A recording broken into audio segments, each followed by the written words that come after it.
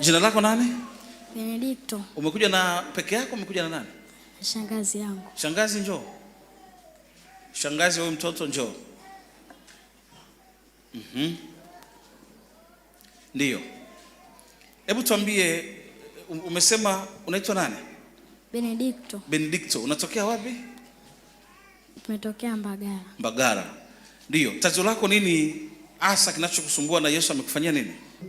Sasa mimi nilikuwa mkubwa mno. Ulikuwa mkubwa wa chawi? Ndio. Sasa mimi uchawi ndio upatia Kenya. Tulienda Kenya kwa bibi huko, aliniita nikamsalimia. Baada ya hapo akanichanja chanjo. Nikaenda huko baharini. Baharini Mungu bali akasema nina nyota, nianze kutumikia ufalme wa giza. Nikakubali kuutumikia. Nilivyokubali kuutumikia ndo nikapewa kiti na fimbo na kofia na nguo. Wakasema ile itakuwa ni kiti chako, akanipa na majeshi makubwa. Sasa nikaangalia kazi zangu zilikuwa zinaenda. Wakaniambia kuna mchungaji Lucifer, kuna muda shetani alikuwa anakuja kwenye kikao. Akasema kuna mchungaji atakayemuua huyo nitampandisha vyeo vikubwa mno huku kuzimu. Nikasema hao wachungaji ni wawili. Wa kwanza ni Bishop Robert hapa, wa pili ni Peter Karim. Yuko huko Chamanzi. Nikaanza nikatuma watu waje huku. Walipofika hapa wakaniambia huko kuna moto. Wengine walirudi, wengine hawakurudi. Wakasema kuna moto.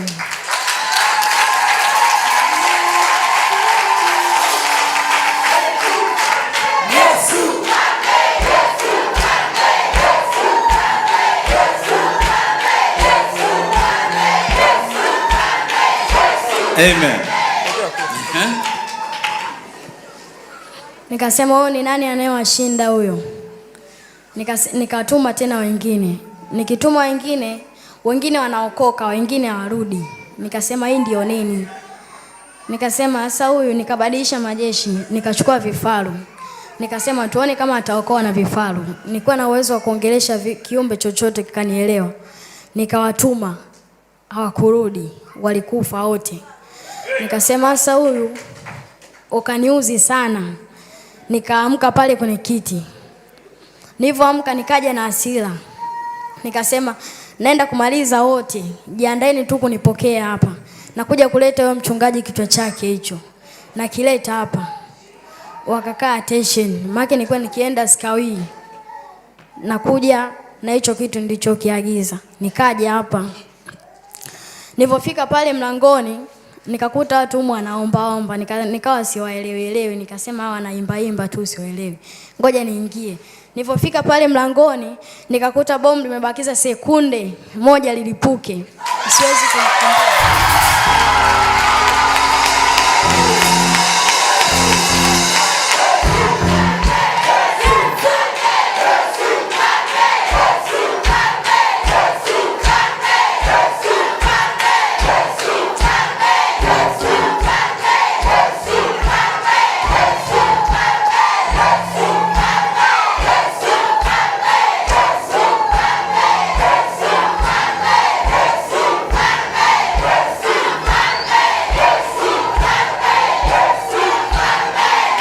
Amen. Asante. Ndio. Sikiliza maneno. Endelea. Ukakuta bomu liko mlangoni. Lipo mlangoni. Sekunde siwezi kuikimbia sekunde. Hata kama na nguvu za ajabu. Bomu lilinirusha nikajikuta nchi ambayo sijui. Nikajiuliza hii ni nchi gani? Yaani kutoka hapo ulirushwa mpaka nchi nyingine. Mpaka nchi nyingine.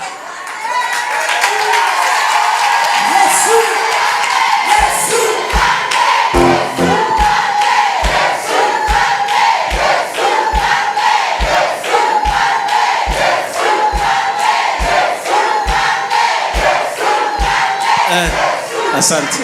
Sikiliza maneno haya. Yaani kama umeelewa vizuri, bomu lilikuwa tayari kufanya nini? Bakisha sekunde moja uweze ukakimbia. Zingebakia 5 angekimbia huyo bwana.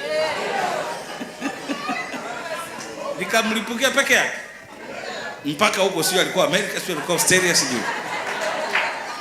Hatari sana. Yesu aliyoko hapa anatisha, na tunamtumikia mfalme mkuu mwenye mamlaka.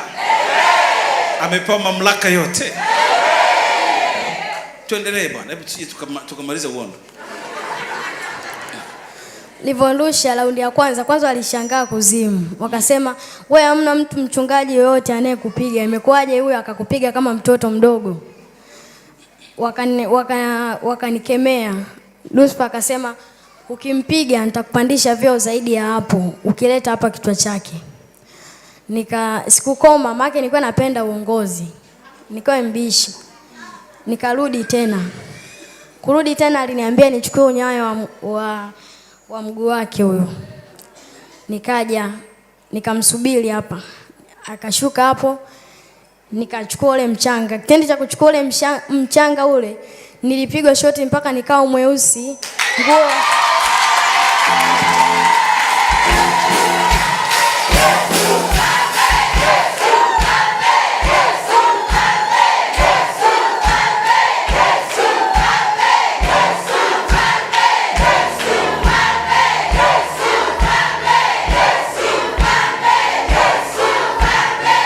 Amen.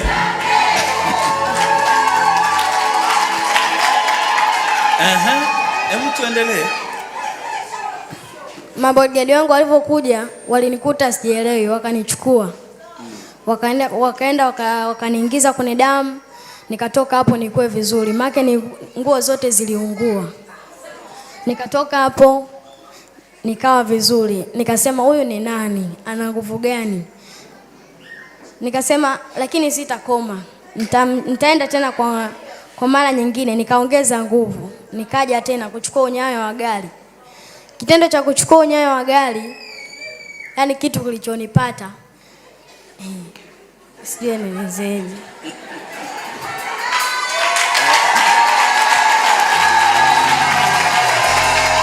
Amen. Yani nilipigwa shoti. Yani sio shoti ya mara ya kwanza. Hiyo ilinirusha juu. Yani shoti ilinipiga nikaenda juu kama umeme, afu nikajipiga chini, nikarudi juu, nikajikuta nipo kuzimu. Nikarudi nilipotoka.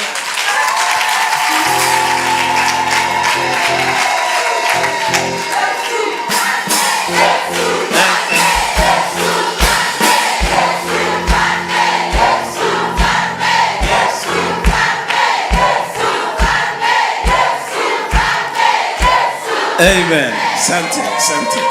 Sikilizeni maneno haya. Kazi unaifanya, mashetani ni wengi kweli. Kwa nini? Tunapeleka watu mbinguni. Lucifer hataki watu waende mbinguni. Anataka wachungaji ambao hawawezi kuisema kweli, wanaotamani fedha ya aibu, mapato ya aibu, ambapo kila siku ni kuwanyang'anya watu hela kwa visingizio vya kuchukua maua, peni ya upako, nguo ya ndani ya upako. Hizo takataka ibilisi anaruhusu wachungaji hao wafanye kazi. Ukishachoka mchungaji, ukawa ni mchungaji wa dini, ibilisi akuhangaiki kabisa. Ashughulike na wewe kabisa. Ndani mwako ukishakata tamaa, ukakosa vision, mchungaji awe ni mtu ambaye yuko full vision, anaona mapema, anajua. Sasa mchungaji akichoka, anakuwa mwana kijiji, shetani anaachana naye. Lakini kazi hii unayoifanya, ndio maana nimekwambia hata nikienda Amerika, uchawi ni huu. Wanaomba nisikanyage kule, lakini wanashangaa nimekanyaga. Fikiria nimeenda Dodoma kule Songa Mbele, walikuwa wanawaza wazee wa vijiji kwamba huyu asiingie hapo. Wakakubaliana wote kwamba huyu hata ingia hapo, wakafanya uchawi, wakatambika. Mimi sina hata habari, nikaja na gari langu sijui hata kama kuna uchawi wote, nikapiga mkutano, nikaondoka. Wao kumbe walipata madhara makubwa sana. Baadaye ndo wananipa report, sema huyu ni nani? Aliwezaje kuingia? Kuna nini? Kwa hiyo vita ni kila mahali. Nilikwenda state ya Idaho nikakuta uchawi. Nikienda hapa na nawaza kwenda Australia, kinachotangulia wachawi wanakuwa wamejipanga wote. Nikienda kwenye mkutano kwenye kijiji chako nikatangaza nitakuwa hapa, wachawi watatangulia. Ndio maana maombi ni ya muhimu sana. Sana kumwombea mchungaji, kuombea familia yake, kukanyaga kuvunja. Tukisema tunaenda kwenye mkutano, kikosi kile shetani anakiogopa. Tukienda Bumbili tunavuka maji, wachawi wanaandaa. Kwa mfano Bumbili waliandaa kabisa tusivuke, injini zikazima za mitumbu ile, watu wakaimba mpaka koo zikakauka. Tukaenda tukapiga mkutano mkubwa sana, wachawi wakashindwa. Tukarudi, hao wanangu wakatangulia, mimi nikabaki sema nendeni, mimi nitakuja na speedboat, kaboti kadogo kale, kwenda kuwasha injini. Amepaki nzima, tukaenda kuwasha injini, ikakataa. Ya pili ikakataa, ya tatu ikakataa. Wao wakaniacha wako mbali sana, nikabaki ngambo, wao wakapiga makasia. Kwa hiyo nikamwambia, nikaona Waislamu, jamaa fanya kama Muislamu hivi amesimama nje ya bahari. Si unaona yote ni bahari, mitumbu imekaa hapo. Kwa hiyo amesimama, ameweka mikono mfukoni, anasema tuone kama utatoka hapa. Mtumbu wa kwanza ukazima, wakaleta injini nyingine ikazima. Mimi sina habari yoyote. Ninasema asante Yesu. Mungu umefanya mambo makubwa sana. Sielewi huyu bwana na kazi gani. Kumbe kazi yake ni kuroga mtumbu usifanye nini? Ikaletwa ya tatu, ikawaka. Tukapita nje ya utaratibu ambapo kuna mawimbi makali. Akasema bwana, tumeshachelewa, usiku umeingia. Acha tukatize kwamba kuna maji mengi lakini Bwana atamtangulia. Akasema twende. Usiogope. Tukavuka, nilikuwa na katibu na watu wengine. Tukawakuta hao wanavuta makasia. Hawajafika ngambo. Tukawapita, tukafika ngambo, tukaanza kukemea kule, waache tunawavuta, njooni huko. Toka baharini. Mwisho wake nao wakatoka, wakaja nchi kavu. Ukimuuliza mtu mwingine leo, anasema siwezi kwenda Bumbile tena. Mimi ninaenda. Mungu akifungua milango ninaenda. Labda mahali ambapo Mungu amefunga tu. Kwa sababu gani? Kifo ni sehemu ya imani.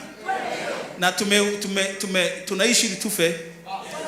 Hakuna namna nyingine, unaishi ili ufe. Uwe umejikwepa, uwe umelala kwenye gorofa, umelala chini, unaishi ili ufe. Kifo ni inevitable, uwe akikwepeki. Lazima ukikubali. Amina. Hasa unapotaka kazi ya uchungaji wa Kanaani, kwanza ukubali kifo. Uende kuhubiri injili bila kuitia maji. Ubiri kama ilivyokuja.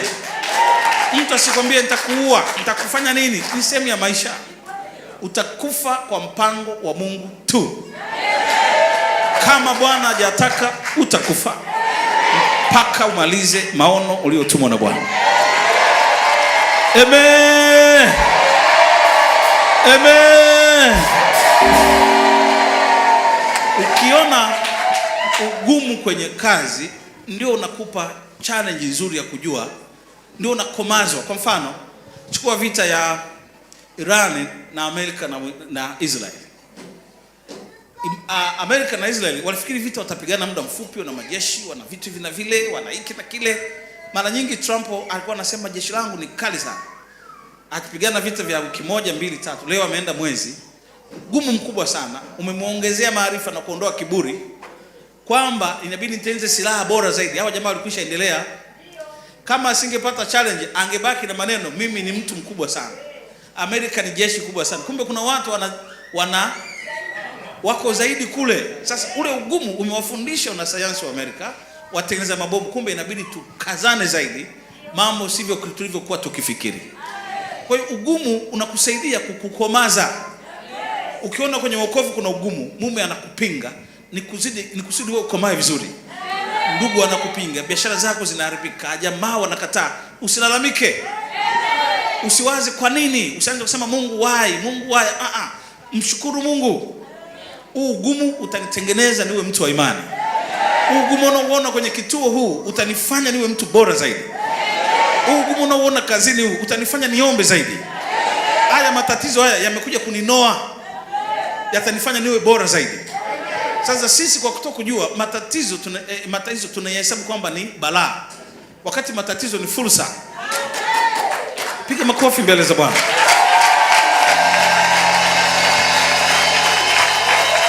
Amen.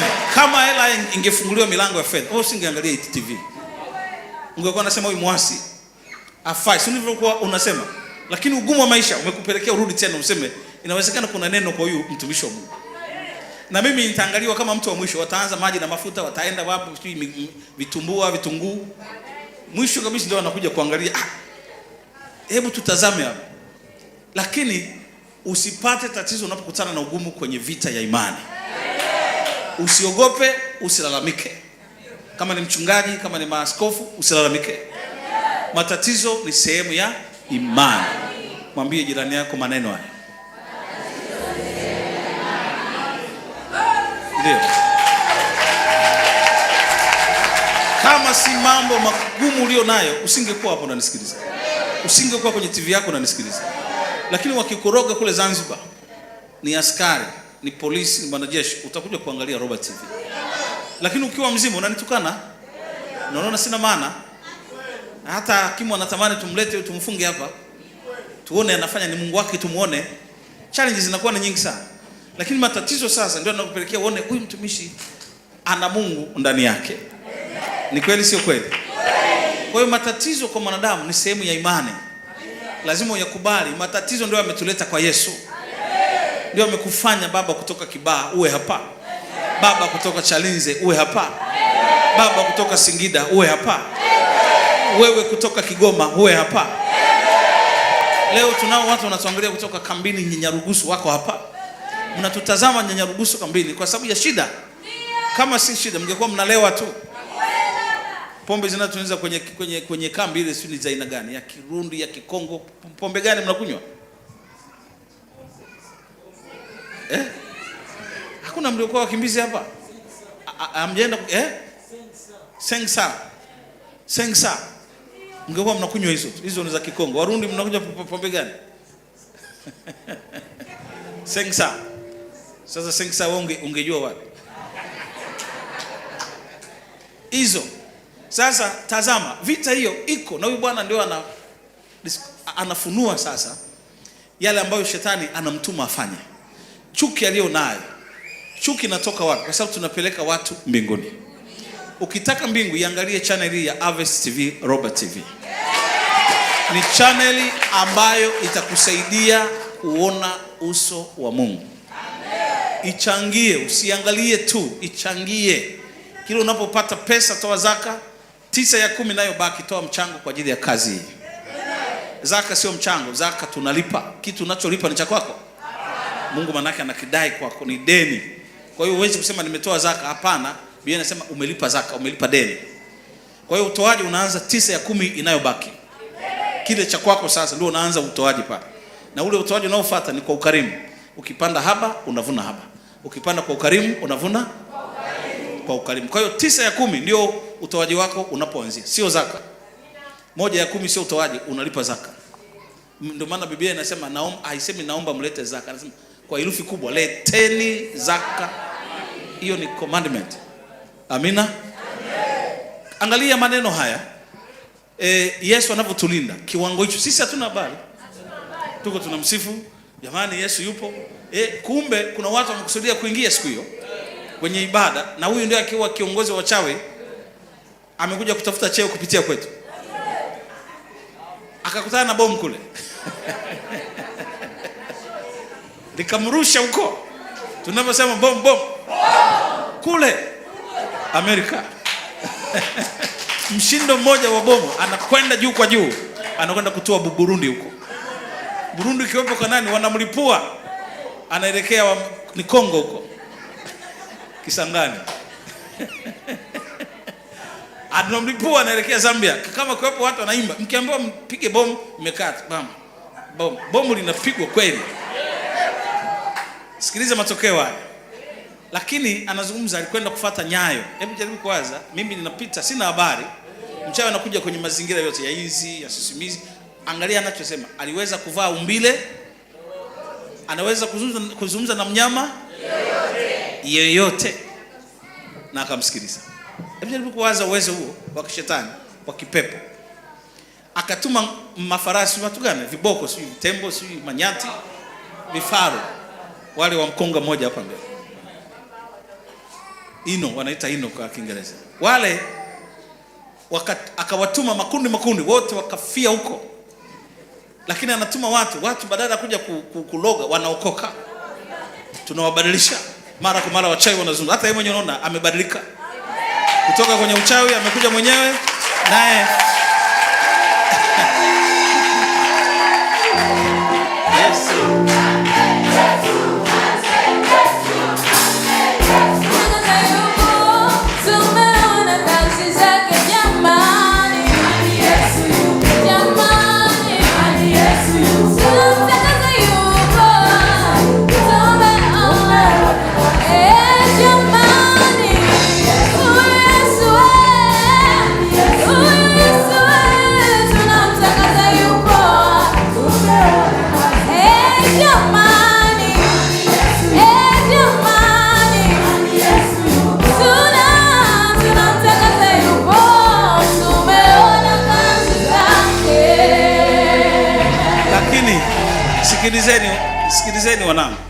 Sio hilo tu, anataka kuchukua na tairi la gari linakopita.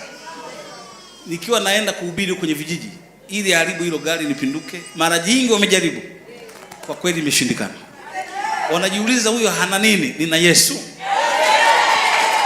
Kwa hiyo vita hii inapo-expose, anaifunua kama hivi, inabidi tujue namna ya kuomba sasa, kwamba tunatakiwa kuongeza maombi zaidi. Tunapoenda kukata kichwa cha pweza hapa Dar es Salaam, kuna kichwa cha pweza nakijua, tunakikata mikia yote itadondoka. Sema kata kichwa cha pweza. Kuna kichwa cha pweza cha maji na mafuta, tunakikata. Kipo hakipo? Hicho kichwa. Sema sema kisha habari yake. Haleluya. Haya, endelea. Ndio. Nikawa nakuja kwa kila njia nashindwa. Mimi nilikuwa na uwezo, kama gari liko huko nataka kafara, naweza nitakakopeleka jicho gari ndio linaenda huko. Nikasimama mbele ya gari. Gari mlikuwa mnakuja. Nikasimama mbele yenu. Ulikuwa wewe na mke wako na wengine walikuwepo ndani ya gari. Nikasema mfe wote. Nataka kafara yani wewe za mchungaji na mke wake. Nikawa nachezesha macho, gari haiendi. Nacheza gari haiendi. Nikasema nini? Nikaangalia nguvu, nikaona gari, yani kitendo cha kuangalia hivi nakuta gari imefika hapo, afu naona kama mkuki unakuja kunichoma. Nikapiga mayowe nikakimbia. Basi. Amen.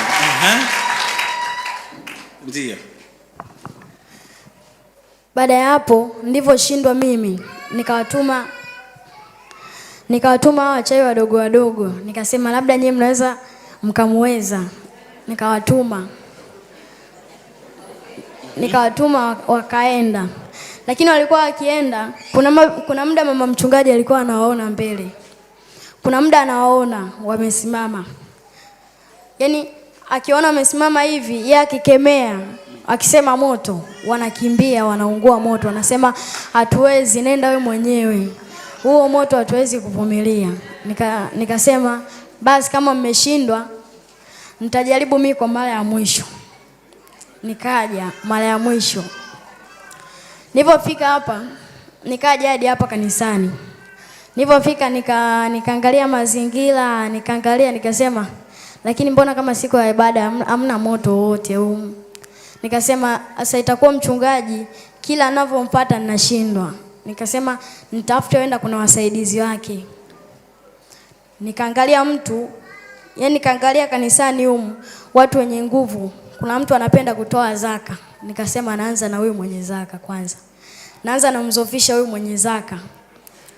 Huyo mwenye zaka nikamzofisha, alikuwa na ulinzi. Ukitoa zaka, yani zaka ina nguvu kubwa mno. Alikuwa na ulinzi, sikuweza kumzofisha. Nikaja kwa waimbaji. Kwa waimbaji nilikuwa nataka kuzofisha waimbaji. Kama muimbaji una sauti nzuri, nitaingia kwa muimbaji mwenzako. Ukiwa unaimba hapo mbele, mkitoka atamuita mwenzake, atamwambia unamwona fulani, yani anasubiri ukosee kidogo. Nasema niliwaambia huyu msio mnampa maiki aimbishe. Mnaona Asiwele anaposikiliza uongo akasema kweli, naye namuingia. Na waingia mwisho wa siku wote wanaisha. Wanaanza kubadilikana wao kwa wao. Hapo anaimba vizuri, utashtukia mwingine amemkata huyu jicho. Naanza kuzofisha. Naenda kuna ngazi nyingine. Kuna kanisa ndienda, niloga kuanzia mchungaji na washirika wote. Nikawaloga. Kulikuwa hamna nguvu yoyote pale. Nikaingia, nikasali mle, nikawaroga, nikatoka. Mchungaji alikuwa anasinzia. Yaani pale mbele alikuwa amechoka. Sogeni hapa. Sogeni kidogo. Ndio, endelea. Bwana Benedicto sijui. Mchungaji mbele alikuwa amechoka. Sasa mchungaji kitu anachokisoma kwenye Biblia na somo lake haviendani. Yaani somo lake liko nyuma, yeye anaposoma vipo kabisa. na naweza kataja vitabu vingine kabisa ni tofauti na hilo somo. Ukisoma unakuta havipo. Nikawa nimezoea kuwaroga. Wachungaji hawa maji na mafuta walikuwa wanakuja huko kuzimu. Wapo hapa Tanzania na wajua wengine. Walikuwa wanakuja huko kuzimu. Tunawauzia mafuta. Kachupa kamoja wanakanunua hela kubwa na wao wanatoa zaka. Mchungaji anayetoa zaka sana. Sadaka mnazotoka wachungaji mpone mnatoa zaka. Hizo zinapelekwa kuzimu na wao wanatoa zaka. Akishatoa zaka tunampongeza. Afu tunampa mafuta. Hayo mafuta yananunuliwa, wananunua pesa kubwa mno huko kuzimu. Ikifika wakati wa shuhuda, huko nako kuna shuhuda. Ukifika pale unasema ninamshukuru Lucifer au shetani. Ninamshukuru sana amenilinda. Nimeweza kuua watu kaza wa kaza na nimetoa damu. Tunampigia makofi kinyume hivi. Anatoka pale. Na mwingine mnapigana makofi? Hivi. Na mwingine anaenda pale anashuhudia vile vile. Basi. Kwa hiyo ushuhuda zenu kwamba tumeua watu fulani ndio shuhuda mnazotoa kule. Yani ukipita mwezi hujaua mtu adhabu inakuhusu. Sikia kazi hiyo. Nyinyi mwezi mzima muokoi watu. Hawa mwezi lazima uue mtu. Endelea bwana. Basi wachungaji wa maji na mafuta huwa sio waaminifu. Anapokuja anakuambia Bwana ameniambia hivi na hivi, ameniambia hivi na hivi. Mapepo tunampa mapepo yanakuwa anamuongoza. Ndio maana unakuta anapita watu nyuma anamfuata mmoja. Yanakuwa anamuongoza, afu yanakuwa anamwambia huyu anaitwa nani? Ana watoto wangapi? Amefanya hivi na hivi. Mapepo yanamuongoza jinsi ya kusema. Sasa unakuta mtu hadi analia, anawekewa mafuta. Yale mafuta mengine ni ya watu. Ni ya watu tunatoa kwa watu. Tunawauzia wao. Mengine anakuwa tumealaani. Tunaleta huku wanawauzia wao. Sili mradi kazi yetu iende tu, watu wasiende mbinguni. Ndio hicho tunachokitaka. Basi nikaendelea na hiyo kazi, nikawa nawauzia mafuta. Nikawa ninasambaza maneno ya upako, maji ya upako mengine wanakuwa wameoshia maiti. Wanaoshia maiti, mtu unakuja unakunywa yale maji na kwa yametoka kuoshewa maiti. Basi mimi furaha yangu nilikuwa nikiona mtu anateseka ndo nafurahi sana. Nasema huu mwezi ni wa bahati. Yaani mtu anateseka ndo nafurahi. Basi nikikupandikizia magonjwa ukienda hospitali fulani, mimi nitachokifanya nitatoka hapo nitaenda ile hospitali unaoenda wewe. Nitachukua na kikosi. Wale manesi yote na madaktari tunawaingia ndani mwao. Hasa ukija pale utajua unaongea na madaktari, kumbe unaongea na sisi. Tutakuangalia. Lakini kama ni mtu wa Mungu, umeokoka kweli, si hatutaweza kuvumilia macho yako, maana yanakuwa yana moto. Basi utakutana na sisi, tutakuhudumia vizuri, tutakupeleka maabara. Kama unafanya operesheni tutakupasua. Yaani mimi hapa sijasomea, yaani nampasua mtu, naweka ninayojua mimi, ninamshona, anaondoka. Unashtukia na vidonda vya tumbo vimenisumbua miaka 20. Unashtukia na kisukari kimenisumbua miaka 20. Wengine wanakuwa nenda hospitalini wanatukuta sisi, hawakuti madaktari, tunakuwa tumewaingia sisi. Wanakuwa wanatukuta sisi ndo tunawahudumia. Nikawa ninazidi kutesa watu hivyo. Nikafikia viwango vya kutesa wanandoa. Mwanandoa naweza nikaenda nikamwingia mwanamume. Nikishamwingia nitachukua simu bila ya yeye kujua. Afu nitamtukana mwanamke huko aliko matusi ya ajabu. Afu nitamwambia mimi na wewe leo basi sitaki kuona hata machoni pangu. Tatuma. Afu huyu mwanamume anakuwa hajui kitu. Naenda namwingia tena huko mwanamke. Natuma. Sawa, nimekuelewa mbwa wewe. Natuma.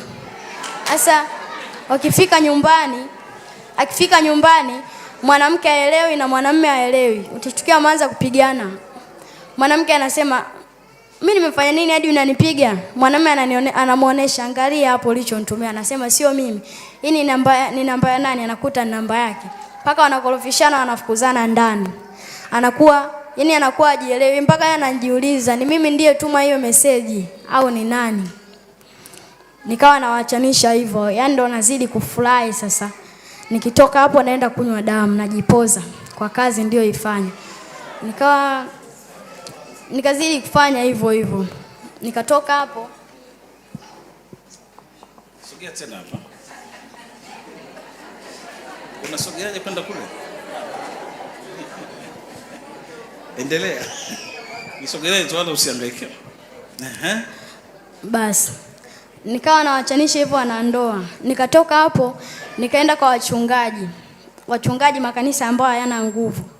Mchungaji pale anapokuwa madhabahuni, ninapanda mpaka pale madhabahuni, alafu ninamuingia. Anakuwa na moyo wa tamaa ya mwanamke. Unakuta anakwambia, "We mama njoo, Mungu anakupenda, baadaye tutaonana." Inakuwa imeisha hiyo. Akienda huko anazini naye. Basi mchungaji anakuwa anazini na wanakwaya. Wanakwaya mfano nikiroga wanakwaya, nitaleta wanaume wawili kanisani au mmoja. Utasikia mwanakwaya akiona mwenzake amekaa na huyu anachukia. Utasikia ameacha kuja mazoezini, ameacha kuimba, ameanza kutangaza vibaya hilo kanisa. Nikawa nazidi kuwazofisha hivyo wanakwaya na wachungaji, nikawa naroga hivyo. Mchungaji anapokuwa amekaa, mchungaji msaidizi anahubiri somo, yeye anakuwa amesinzia. Afu anakuja anasema ndio, hajasikia kitu chochote. Nakuwa na waroga hivyo. Nakuwa na wazofisha. Kwa hiyo unaweza kufanya kanisa zima likalala usingizi. Wanakuwa wanalala, yani unazinduka hivi, unaona watu wanakuangalia, unaona aibu, kumbe na wenyewe wana usingizi. Au naweza nikamroga mchungaji, nikimroga utashtukia usiku umewahi sana kumaliza ibada. Mchungaji nitamroga. Hiyo siku kutakuwa kuna mechi za mpira. Mfano Simba na Yanga. Sasa mchungaji roho ya mpira inamuingia. Akifika pale madhabahuni anafupisha somo. Somo linakuwa fupi. Afu anasema leo nimepata neema ya kuwaruhusu mapema. Anawahi mechi ya saa 12. Anaiwahi. Basi nikaendelea hivyo kuwazofisha wachungaji, nikawa nazofisha waimbaji, watoa zaka. Hapa ndivyo fika hapa. Nilikuwa nachukia wamama wanaokaa mbele hapa. Nilikuwa nawachukia mno. Mchungaji akisema hivi, wao vielele wanaamka wanaanza kushangilia Yesu.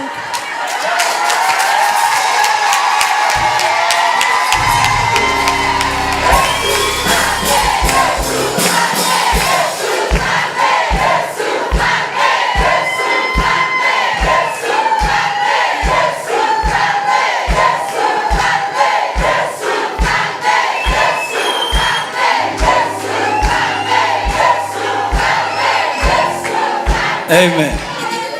Sikilizeni, huwa nawafundisha. Shetani hataki watu washangilie. Anataka msali kama mko kwenye msiba. Hizi Yesu mfalme zinamtesa sana shetani. Sana, anataka kanisa likae hivi tu. Wote mlale. Alafu mwambiwe hilo ndilo neno la Bwana. Amen. Mnaondoka. Lakini ibada hapa zikiwa ndefu, hawa hawataki, watu wanapata maarifa. Ukija kanisani kwa zuba hivi, yani unampendezesha ibilisi. Ukikaa tu namna hii, mimi ni mtu mzima, mimi ni msomi, basi wewe rafiki yake ni ibilisi. Lakini yule kielele, yule kichaa, Mungu anasema safi sana. Ndio. Mshike jirani yako muulize, utakuwa kichaa leo?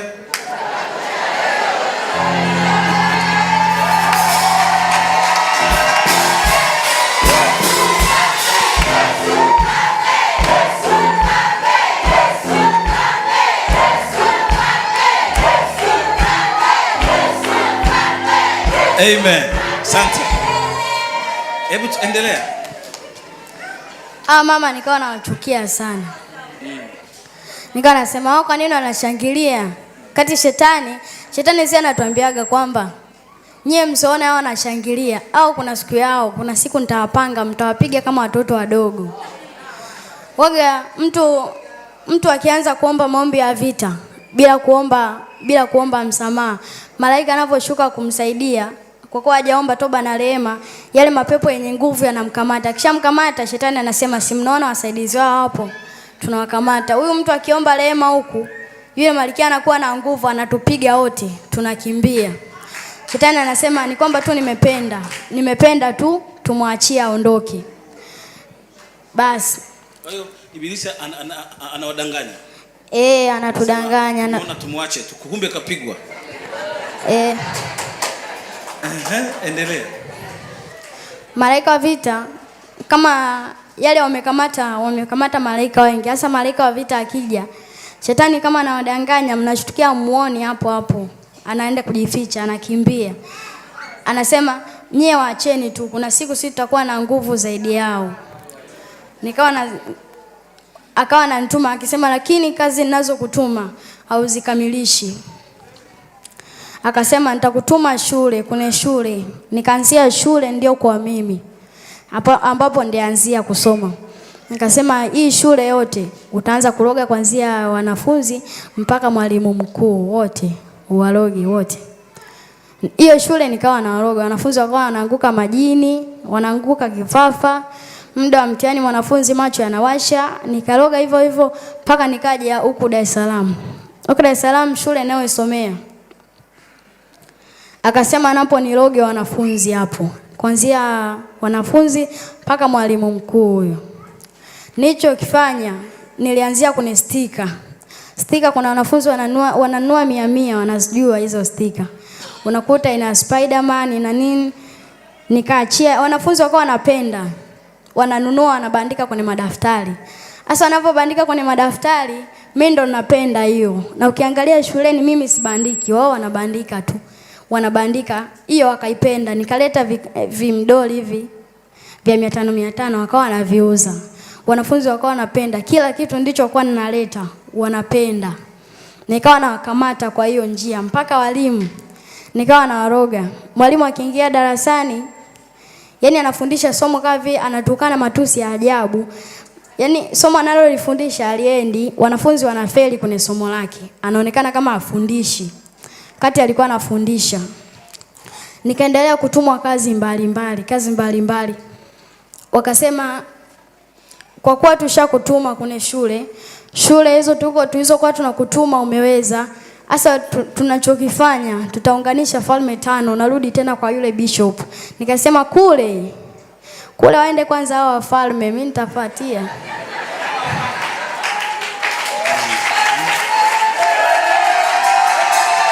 Amen. Falme 5 manake tukiunganisha nguvu tunakuwa na nguvu za ajabu. Yaani tukija hapa tunaweza tukabomoa kanisa kote na nyinyi tukawabeba. Tukawazofisha. Wakaunganisha nguvu, falme 5 zikaungana nguvu. Kumbe dati ndio unamvuta kule nyuma. Kwa nini? Sogea huko tena. Mlikuwa hapo, unaendaje kule?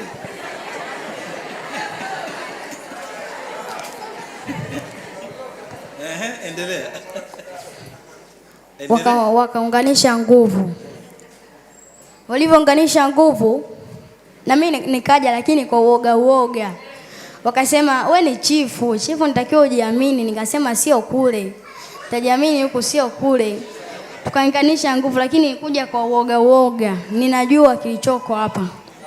Nikawa nakuja naogopa. Ukasema moja kwa moja tutamfuata huyo bishop. Hatutafuata kwanza kanisa, tutamfuata kwanza yeye. Tulipomfuata, yani amezungukwa na moto, yani gari lake akiwa anatembea, yani tulikuwa tumuone, tunaona moto tu. Moto ndo unawaka. Na amefunikwa na moto. Tukasema basi kama hivyo twende kwa mama mchungaji. Mama mchungaji, yani moto akikuangalia hivi macho yanawaka. Yani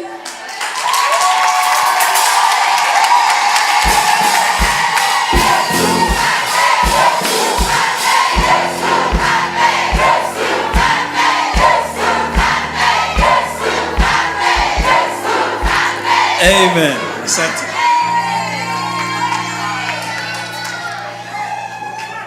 Yani wote wakawa moto, familia yake yote. Tukienda kwa huyu tunamkuta amezingirwa na moto. Tukienda kwa huyu tunamkuta ana moto. Hapa kanisani, tukaja hapa kanisani. Hapa kanisani humu ndani, yani nyie mnapaona tu hivi, huku madhabahuni huku. Alikuwa ananiambia hapo mwalimu, anasema kumbe alikuwa ananiambia, lakini sio kwamba ni kigeni kwangu. Naonaga huku kunakuwa kuna ulinzi mkali mno. Yaani mnavyoona malaika wanaokuwa huku, yaani sio kawaida. Huku kunakuwa wapo jeshi. Uwezo kumfikia huyu huku.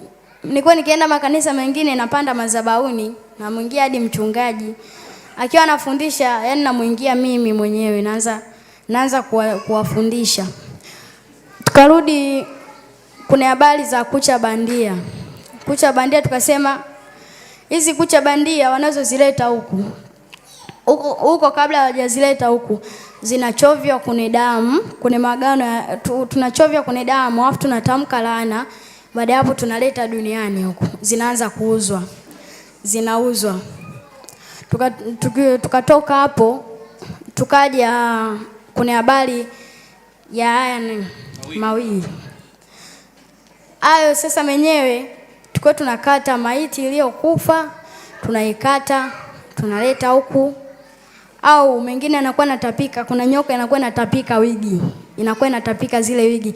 Kama unavyoona ng'ombe anavyokula karatasi afu anaitapika. Nyoka inakuwa inatapika hizo wigi afu zikiletwa huku zinatengenezwa tu vizuri, zinakuwa vizuri. Watu wanavaa. Mengine hasa tukikata mtu aliyekufa tunatafuta yule mwenye mkosi yule, aliyekuwa na mikosi. Tunakata nywele zake. Alafu tunakupa wewe, hiyo mikosi inasambaa kwako mpaka na familia yako yote. Mikosi inasambaa.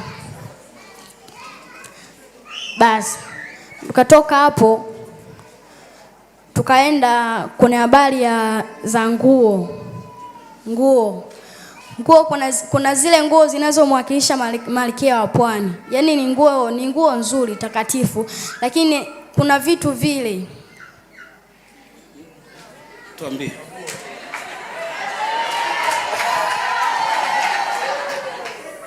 Hivi hapo Malkia wa Pwani anavipenda. Vinamwakilisha hivyo. Yaani hivyo Malkia wa Pwani anavipenda kweli. Sio hivyo tu. Kuna kingine ningewaonesha. Akipo. Angalia hata huko.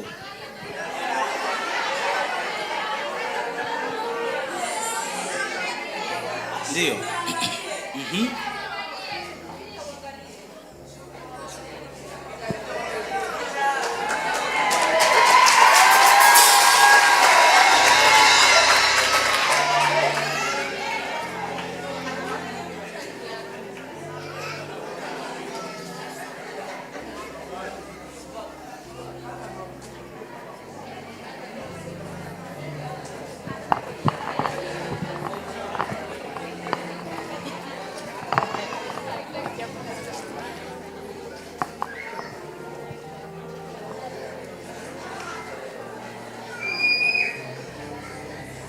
Havionekani, ni vichache sana kama vipo. Anataka hata ujitahidi kuvaa nguo nzuri.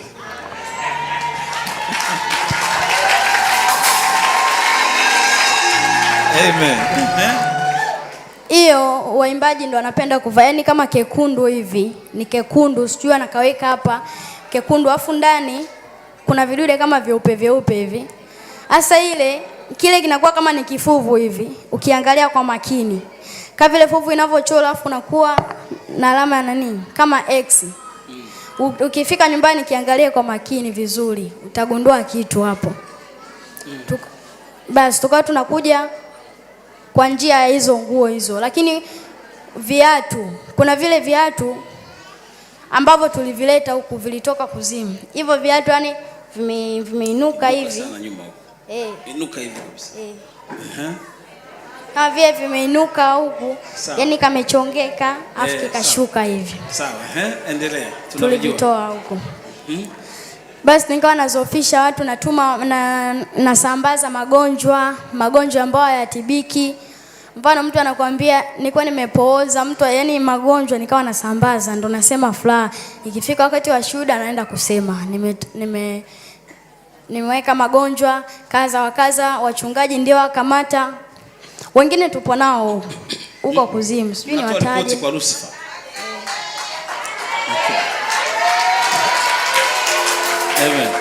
Kwa hiyo kule kuzimu tuna wachungaji tu wengi wanaokuja kutafuta. Wachungaji ni wapo wengi.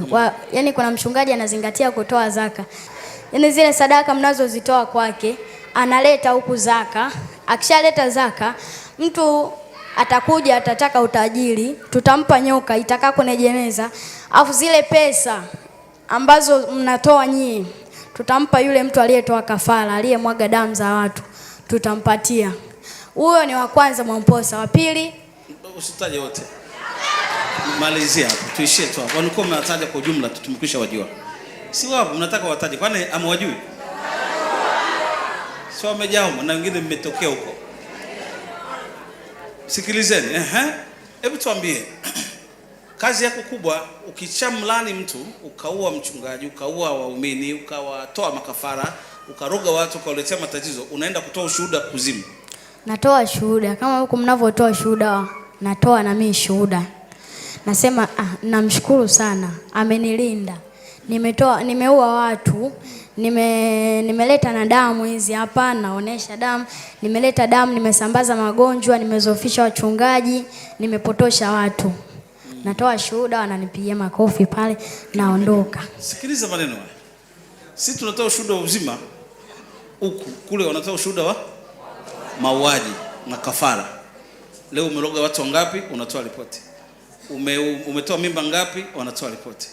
Umefunga biashara ngapi? Umeambukiza pepo maskini wangapi? Wanatoa. Kila mchawi anatoa ripoti. Ripoti. Shuhuda hizo zinapita. Watu wamekaa chini. Huku sisi tunatoa uzima. Unajua hao wakiroga sisi tukiponya lazima wachukie sana. Liko lizuialo. Kanisa ndio linamzuia ibilisi asifanye kazi.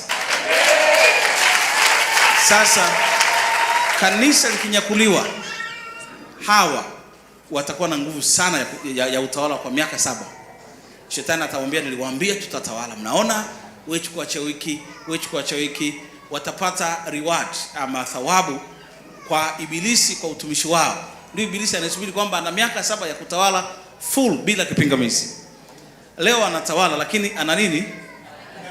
Ana kipingamizi. Kanisa linaomba, akiroga tunaponya, akiweka mimba anafunga tunafungua. Lolote mnalofungua duniani linafunguliwa mbinguni pia. Tunafungua, tunalegeza vifungo. Lile jambo linamchukiza sana. Sasa kanisa kinyakuliwa, watakatifu wakiondoka, hakutakuwa na mtu akukemea wala kuomba. Majira ya neema yanakuwa yameisha. Hata uingie kanisani kama ili uombe ni bure. Uende siju wapi ni bure. Hakuna mtu atakaye kusikia. Utakuwa unaomba hapo kanisani ukafikiri ndio alikuwa anaombea Bishop Robert, Mungu nisaidie. Anakuja shetani anambia wewe. Ana macho mekundu na mapembe anakupiga na angukia kule. Hakuna maombi kanisani, ndio wanawaulia mule ndani. Kwenye maombi anaingia askari wanaua wote. Ndio mtajua neema imeisha. Huruma imeisha. Saa ya huruma ni sasa. Saa ya wokovu ni sasa. Saa ya kuacha mawigi ni sasa. Saa ya kuacha dini na madhehebu ni sasa. Amua sasa, usichelewe. Saa ya kuacha sigara na vitu vingine ni sasa. Kanisa liko njiani kunyakuliwa. Achana na habari za maombezi na kupona. Unatakiwa uende mbinguni. Uko moto unatisha. Iko jehanamu inamsubiri kumtafuna kila asiyetubu dhambi, kwa kumaanisha kuziacha. Yeye ambaye anacheza na mawigi leo anaambiwa na wachungaji wake, hakuna shida, jipambe, weka kucha bandia. Mwanamke jipambe, mwanamke kiuno, utajua vizuri. Tuwakimbie wachungaji hao. Tuwaachie majengo yao. Bora tukae na TV ndani kuliko kwenda huko tukanajisika. Baki na harvest hapo uliko Dubai, baki na harvest hapo uliko kokote uliko na Njirinji Mtwara, una neema ya kwenda mbinguni. Usijitie unajisi. Amina. Hawa huwezi kuwabadilisha, huwezi kuambia wakabadilika. Hata ulale unazikiri, hawezi kubadilika. Lazima ufanye maamuzi magumu kwamba natoka, naondoka. Amina. Usiage kwamba nikamwage mchungaji, hata kuruhusu. Kwamba ngoja nikaondoke vizuri, sisi nifanye nini? Watupie vitu vyao kama ni hazina, waachie hapo. Fanya maamuzi na usiangalie nyuma kama Lutu. Ukitoka usitazame nyuma. Kama mke wa Lutu alipotazama nyuma akawa nguzo ya chumvi. Usiwaze kurudi, unaondoka moja kwa moja. Kwa hiyo usione shida kufarakana na yule mchungaji. Mwacha kufarakanisha. Mwacha kulaani. Laana sio na sababu aimpate mtu. Mimi babako umekaa na wewe miaka mingi. Nakulaani, hakuna laana itakayokupata. Anipigia mtu mmoja hapa juzi toka Butembo kule Kongo. Anasema nimemwambia mchungaji wangu juu ya harvest, akasema mimi sina imani hiyo. Na nyinyi hamji kanisani kwa sababu gani? Mungu amenionyesha usiku kuna jambo kubwa litawapata. Nimeona majeneza matatu yako kwenye uwanja wenu wa mbele. Mambo makubwa yanapata. Inabidi mkafunge siku 3 bila kula wala kunywa. Tuone Mungu kama ataondoa majeneza. Ni uongo mtupu. Aliponipigia nikamwambia achana na mchungaji. Umeifuata kweli hayo majeneza, mwambie yamrudie na familia yake. Wewe itafute kweli. Sasa kule Kongo ameshaonewa sana na vitu vya ni nyumba za maombi, sijui vyumba vya maombi. Wamezoea sana kutabiliwa. Hawataki neno, wao ni kutabiri. Niangalizie, je nitazaa, niangalizie. Mchungaji anaye ulisema ndio ile hawapingi tena. Kwanza wana neno la Mungu hawalijui, wanangoja kutabiriwa, kuambiwa. Kila unayemuona niambie, niangalizie matatizo yangu. Wanabaki humo kama waganga wa kienyeji. Ukisha okoka usikae kwenye vyumba ya maombi, tafuta neno. Achana na vitu kukuambia habari ya maisha yako. Mungu amezuia. Hebu angalia hapa. Kuna Wakongo sio kama mtanielewa. Tatizo liko Kongo, liko Burundi. Hawa bwana kule ukienda vyumba vya maombi. Mimi sifundishi hivyo. Amina. Ukiingia kanisa langu lolote iloko ambao ninaliongoza kwa neema ya Bwana, iwe Kongo, iwe Butembo, iwe kokote, itakapokuwa kanisa la Kanani, ukikuta mchungaji na vyumba vya maombi niangalizie, huyo sio Mkanani. Hatufanyi biashara hizo kabisa. Tunakwenda kuomba, tunapona kwa njia ya neno tu. Hatuna haja kupiga lamri. Hatuna haja kupiga bao. Kutazama mikosi, kutazama maisha yako, ng'ombe zangu zimeibiwa na nani. Hiyo sio kazi yetu. Mwenye masikio? Asikie. Mwenye masikio? Asikie. Hebu tazama Biblia yako hapa. Tunasoma Kumbukumbu la Torati. Ndugu zangu wa Kongo, Warundi, tatizo ni hilo tu, vyumba vya maombi vinawasumbua sana. Twende kwa mama fulani yuko kwa Amerika, ndio nimejua mambo yote haya. Vyumba vya maombi. Kila nikizunguka state tabia ni moja. Warundi, wa Kongo. Ukienda kwa Somalia, ukienda kwa wa Kenya, hivi vitu havipo. Kuna vitu vingine. Lakini roho hizi Burundi na Kongo ni roho hizi moja ambazo zimewashikilia. Angalia 18 mstari ule wa 9 na kuendelea. Utakapokwisha kuingia katika nchi akupayo Bwana Mungu wako, usijifunze kutenda kwa mfano wa machukizo ya mataifa yale. Asionekane kwako mtu apitishaye mwanawe au binti yake kati ya moto, wala asionekane mtu atazamaye bao, wala mtu atazamaye nyakati mbaya, wala mwenye kubashiri, wala msihiri, mchawi. Yani msihiri ni mchawi wa ngazi fulani. Wala mtu alogai kwa kupiga mafundo, wala mtu apandishaye pepo, wala mchawi, wala mtu awaombaye wafu. Endelea tena kidogo. Kwa maana mtu atendee jambo hilo ni chukizo kwa Bwana, kisha ni kwa sababu hayo Bwana Mungu wako wafukuza mbele yako. Uwe mkamilifu kwa Bwana Mungu wako. Endelea. Maana mataifa haya unayowamiliki wasikiliza wanaoshika nyakati mbaya na kutazama bao, bali wewe Bwana Mungu wako, tumalizie tena kwa sauti, akukupa ruhusa kutenda hayo. Mmesikia? Sasa tazama, huyu alikuwa mkuu wa uchawi, kajaribu, kafundishwa. Shetani angalia anavyomtrain. Nenda kwenye shule ulikosomea. Ilikuwa ni shule gani ile ya kwanza? Ya kwanza ilikuwa inaitwa Magango. Iko wapi? Ipo Geita. Ya pili? Ya pili ipo Bukoba. Inaitwaje? Kanywangonge. Kanywangonge. Unaona sasa anapelekwa kwenye shule afanye training kwamba dhaufisha watu tuone. Kule wana monitor kwenye screen. Wanaona alichokifanya kwamba amefaulu, kila mtihani kushinda anapanda. Mtihani uliomshinda ni huu wa kuua hapa Bishop Robert. Ndio mtihani uliomferisha mpaka akaokoka. Yeye ndio tukamuokoa sasa. Badala ya sisi kufa, yeye ndio akafufuliwa kutoka kwa wafu. Na Biblia inasema katika kitabu cha Yeremia, watashindana na wewe lakini hawatashinda. Amina. Umezungukwa na ukuta wa moto. Maneno haya yako hai. Mnayaona mahali hapa. Ukifanya kazi ya Mungu kwa usahihi, kwa ubunifu, malaika wa Mungu wanajaa, wanakaa hapa. Mtumishi wa Mungu analokuambia fanya. Ukiwa ufanya, anapohubiri unaangalia tu, unapoteza baraka. Mungu huwa anasema, Mungu hawezi kusema na wewe ni direct, anapitia kwa mtumishi wake. Maneno yale yanaambiwa wewe, ndio Mungu amezungumza. Usiwe mwizi wa zaka, uwe mwaminifu kwenye masuala ya fedha. Acha mke ambaye si wa kwako, acha mawigi, acha wizi, acha ukorofi, acha ugomvi. Ukisha ukoka, tupaswa kuwa wagomvi, hasira za ajabu ajabu atupaswa kuwa nazo. Inabidi tuwe mwanana kati ya ndoa, tuombane samahani. Lakini tunabaki wa korofi, mshirika na mshirika waelewani, huyu na yule waelewani, kanisa lote linabaki na makundi. Mungu hapendi tabia hiyo. Anasema tuache tabia hiyo kwenye mitambo, kwenye kwaya, tusivutevute midomo. Kama mtu asikii kwenye kwaya, tumtenge. Tusiwe na ajabu kumshusha mtu kwenye kwaya kwamba hutakaa na sisi, tunakutoa hapa, akae chini huko. Akishindwa hame kanisa. Mungu ana watu wengi, ana maelfu ya watu wanataka kuimba. Hao waliopo wasikusumbue. Kiongozi wa kwaya, mtu hawezi kufuata, ache. Hivi vitu sio vitu vya msingi sana kwa kanisa hili. Sisi hatuweki msingi kwenye mambo ya kuimbaji. Sio msingi wetu huo. Msingi wetu sisi ni neno. Ndio maana tukija Jumapili hapa asubuhi mpaka jioni ni neno. Kama uko rohoni, ibada hizi zitakuchosha kabisa.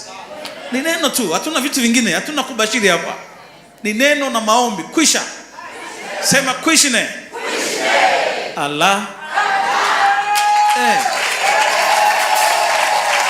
Sasa haya mambo ya ndoto nimbashirie, nione, tusiyafate hayo.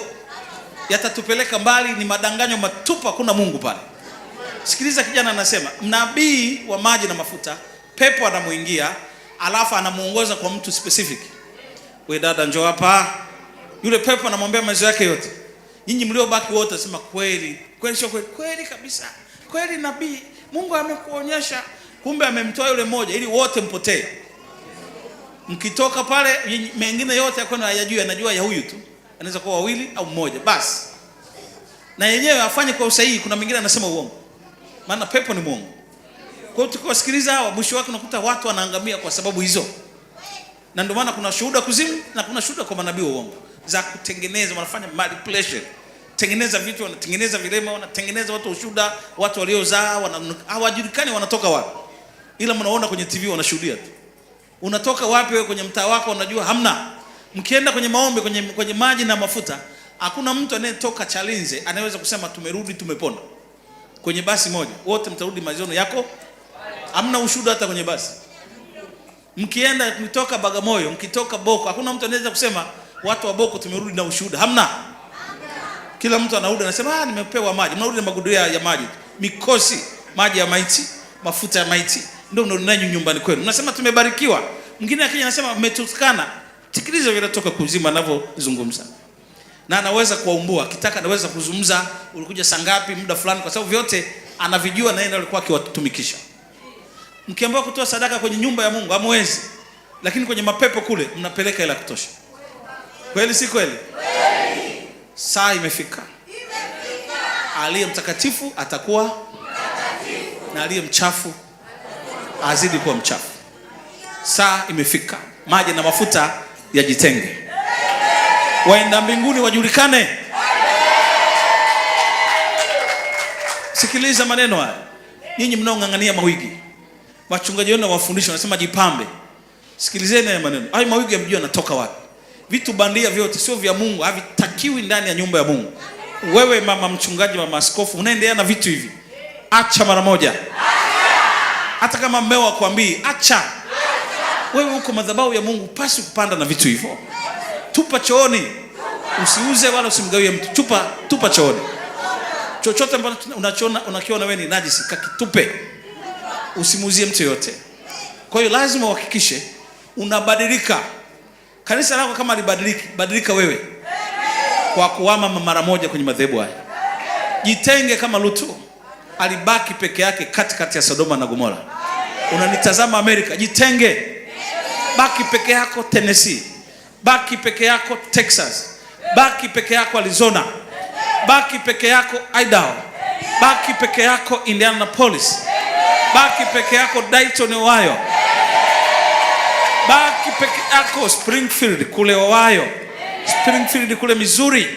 Baki peke yako unayenisikia ukiwa ukiwa kwenye state yoyote ile, baki peke yako. Houston,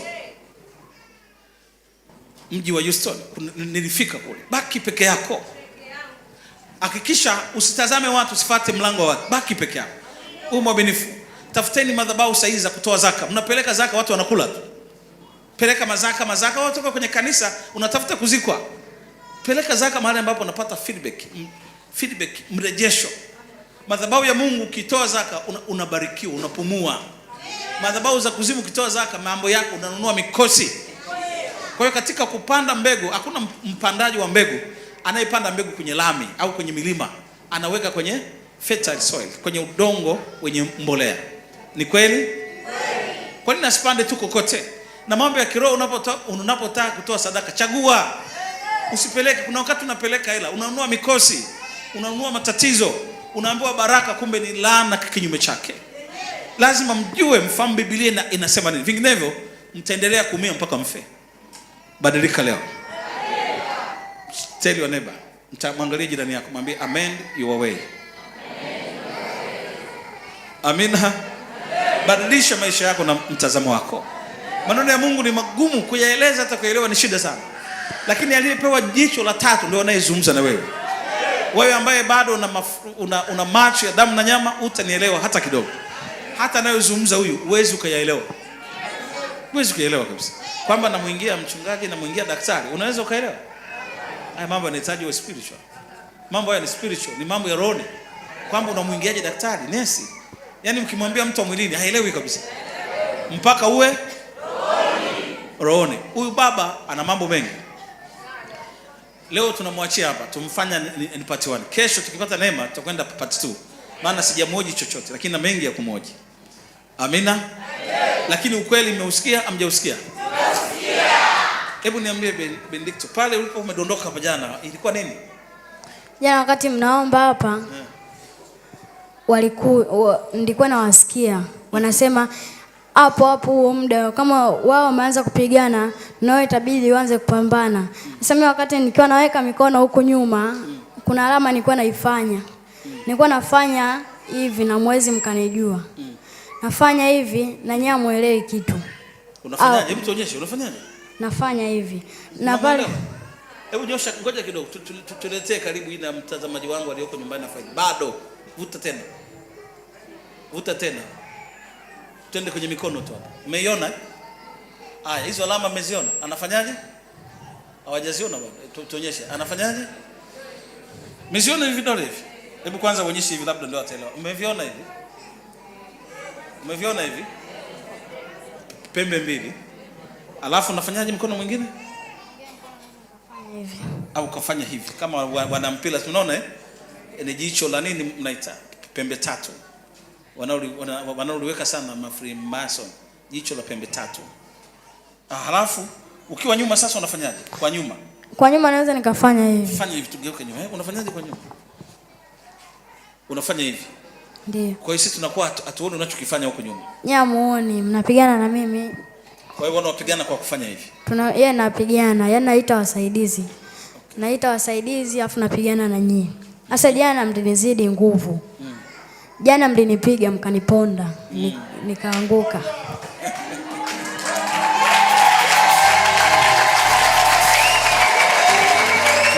Shetani analia, shetani analia, makao yake yamebomolewa, zake zimechomwa moto. Shetani analia, makao yake yamebomolewa. Shetani ana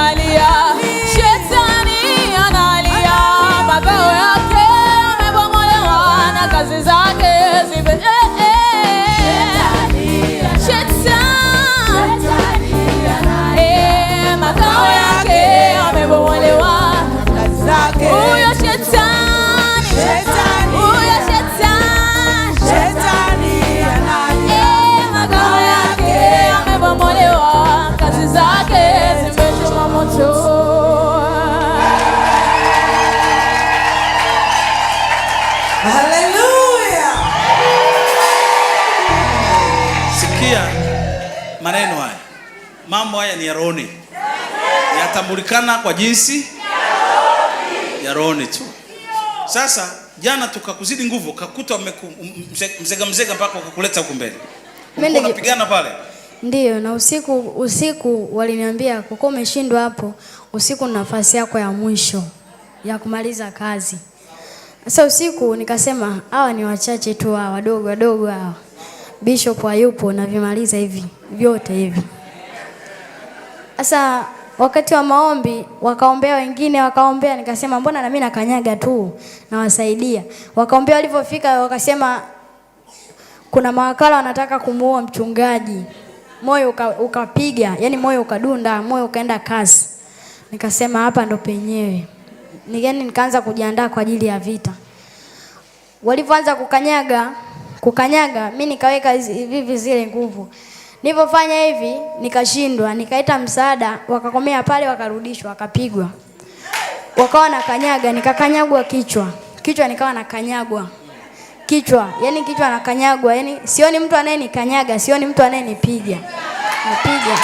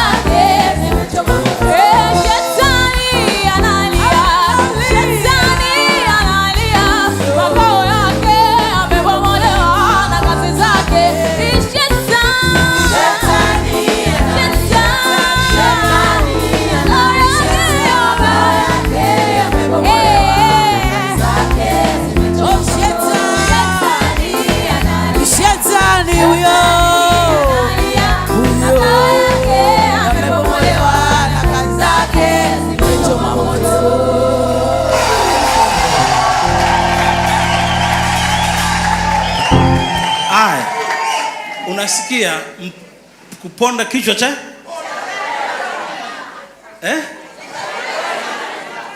kuponda kichwa cha shetani. Tulivyoponda akaponda jana. Ponda kichwa cha shetani, ponda kichwa cha shetani, ponda. Sasa angalia, kuna watu wakaambiwa ponda, hawapondi wao. Wanasema haya maombi namna kweli. Hivi kweli shetani yupo hapa kweli? Hizi kama tunapotezea muda, tunajua amri zingine hizi bwana. Yaani unaambiwa kanyaga, sio unakanyaga nini kweli? Mtu umesoma unafanya hivi kweli? Mtu na mzee wako unafanya hivi kweli? Shetani yuko hapo nyimbo na tumuone. Hawa kuisha habari yao. Hawa hakuna wanachoelewa kwenye ulimwengu wa roho. Wamebaki tu wanaomba baba niabudu, baba nakuabudu, nisaidie. Utaweza nisaidia tu, unazidi kuumizwa tu. Umepewa authority. Use your authority. Amina. Ukiambiwa kanyaga. Atakalowaambia fanyeni. Haijalishi umesoma ama hujasoma. Neno la Mungu liko beyond that. Liko zaidi hapo. Liko juu ya mambo hayo. Liko juu ya sayansi. Liko juu ya madaktari.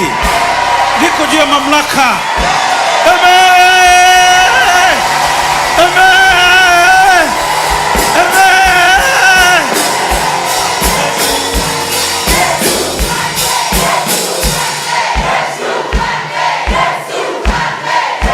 Ruka namna hii, ruka namna hii. Ruka namna hii kama Masai. Ruka kama Masai. Yesu amemaliza kazi. Yesu amemaliza kazi.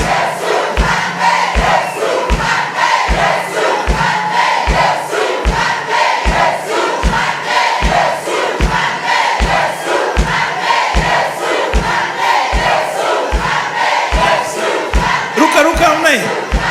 Ruka namna hii. Ruka namna hii. Wameshindwa.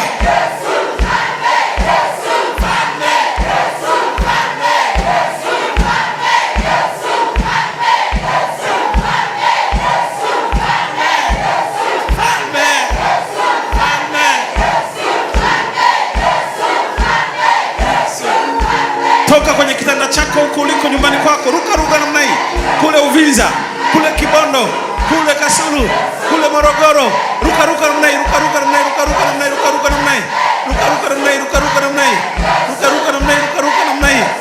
Yesu mfalme, Yesu mfalme, Yesu mfalme, Yesu mfalme, ruka namna hii.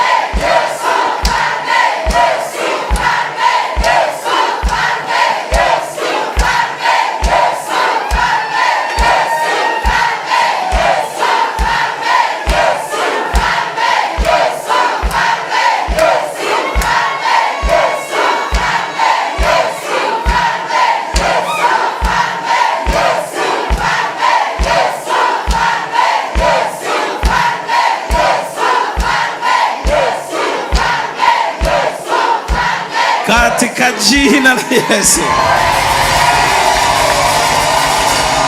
Usitoke hapo. Usitoke, usikae kwenye kiti. Tumemaliza ibada. Usisimame hapo hapo. Wagonjwa nisogeleni hapa. Simama hapo hapo. Tunaendelea bado kidogo hapo. Hebu niambie, hebu sikiliza maneno huyu. Tukiwa tunasema wabebe alafu tuwabwage, inakuwa? Sasa mnatubeba hapa. Yaani tunabebwa na vitu ambavyo hatuvioni. Tunabebwa hadi juu. Alafu tunapigwa, tunadunda kama mpira, tunabebwa tena, tunapigwa. Sikia maneno.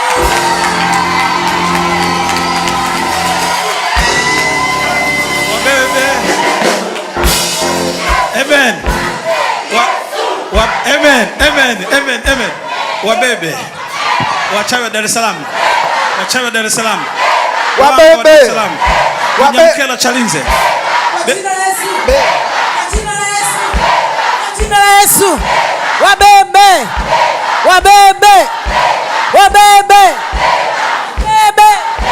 wabebe, wabebe, wabebe, wabebe tena, wabebe wote, manabii wa uongo hao, wachawi hao, beba hizo nguvu zao, majini yao,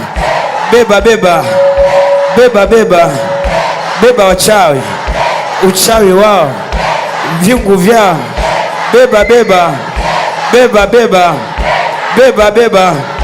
wabwage, wabebe tena, wabwage, wabebe tena, wabwage, wabebe tena, wabwage, wabebe tena, wabwage, wabebe tena, wabwage, wabebe tena, wabwage, wabebe tena, wabwage, nguvu za bwaga, wabebe tena, wabwage, wabebe tena, wabwage, wabebe tena, wabwage, wakamate, wakamate, wakamate, wakamate, wakamate, wakamate, wakamate, hizo nguvu za, hizo nguvu za, hizo nguvu zao, wafunge, wafunge, wafunge, funga nguvu zao, au Freemason hao au wachawi hao, hicho kikosi hicho, funga funga funga, au anamtafuta Robert, funga funga funga funga funga funga funga funga funga. Mathayo 18 mstari wa 19, linalofungwa hapa linafungwa na mbinguni. Wafunge, wabebe tena, wabwage, wabebe, wabwage, wabebe, wabwage, wakanyage, kanyaga, kwa jina la Yesu, kwa jina la Yesu, kwa jina la Yesu. Hivyo vichwa vyao, hivyo vichwa vyao, hivyo vichwa vyao, hivyo vichwa vyao, hivyo vichwa vyao, hivyo vichwa vyao, hivyo vifua vyao, vifua vyao, kanyaga. Awachawi ha, awachawi ha, awachawi ha, roho za kichawi, nafsi za kichawi, shula za kichawi, shula bandia, kanyaga, kwa jina la Yesu, kwa jina la Yesu, kwa jina la Yesu. Freemason ha, Freemason ha, Freemason ha, Freemason ha, mioyo yao, mioyo yao, hiyo mioyo yao, hiyo mioyo yao, hiyo mioyo yao, majini, majini, majini, majini, roho za baharini, roho za baharini, roho za bahari, roho za bahari, falme za bahari, falme za kuzimu, falme za anga, kanyaga, kwa jina la Yesu, kwa jina la Yesu. Roho za malkia pwani, roho za malkia pwani, kanyaga, jina la Yesu, kwa jina la Yesu, kwa jina la Yesu. Kanyaga wewe, vinywa vyao, hivyo vinywa vyao, hivyo vinywa vyao, hivyo vinywa vyao, mizimu hiyo, mizimu hiyo, kanyaga, jina la Yesu, kwa jina la Yesu, kwa jina la Yesu. Usione huruma, usione huruma, ilo jeshi hilo, ilo jeshi hilo, ilo jeshi hilo, ilo jeshi hilo, kanyaga, kwa jina la Yesu, kanyaga, shula za bandia, nafsi za kichawi, kanyaga, kwa jina la Yesu. Kila mjumbe wa shetani anakanyagika hapa, kanyaga, jina la Yesu, kwa jina la Yesu. Roho za magonjwa, roho za magonjwa, roho za magonjwa, roho za magonjwa, kanyaga, kwa jina la Yesu, kwa jina la Yesu, kwa jina la Yesu, kwa jina la Yesu, kwa jina la Yesu. Waponde, waponde, waponde, ponda ponda, ponda ponda, hivyo vichwa vyao, hivyo vichwa vyao, darubini zao, sikrini zao, ponda ponda ponda, vichwa vyao hivyo, ponda ponda. Zaburi ya 2 mstari wa 9, ndivyo ilivyoandikwa, mtawaponda kama vyombo vya mfinyanzi, nao wanapondeka. Ponda vichwa, unapoponda vinapondeka kweli, kama vyungu vinavyopondeka.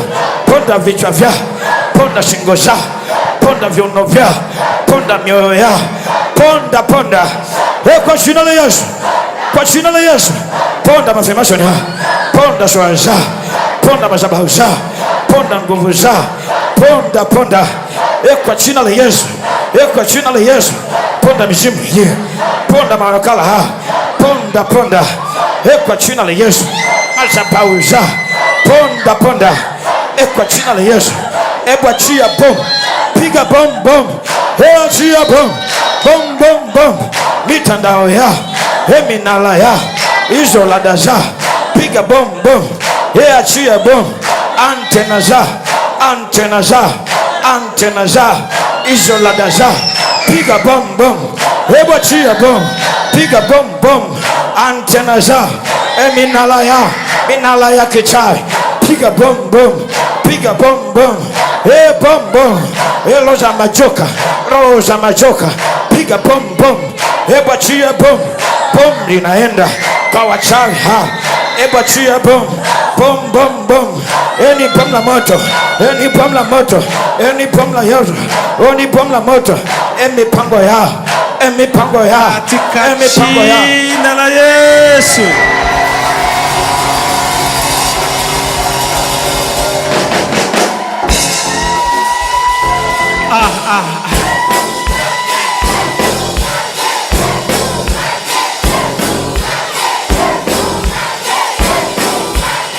Amen. Sikiliza. Ukiwa umesimama hapo hapo. Ukiwa umesimama hapo hapo.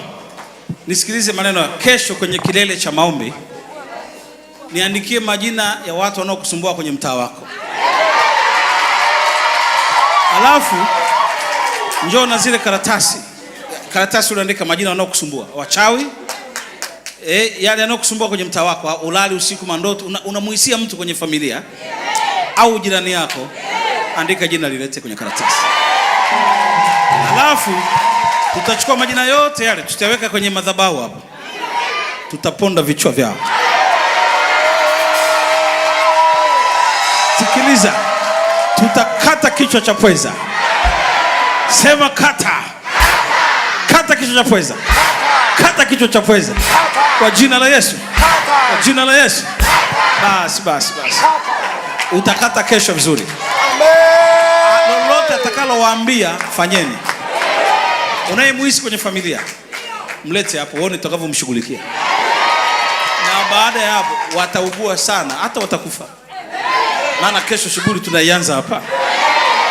Hakuna cha Vinyamkela, hakuna cha Makata. Wote watakatwa vichwa.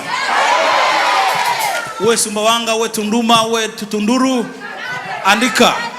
Uwe Amerika, andika. Usiandike majina mengi, nataka majina mawili tu. Sawa sawa? Wanaokusumbua wawe wengi, anakuwaga mmoja, wenye familia ama wawili.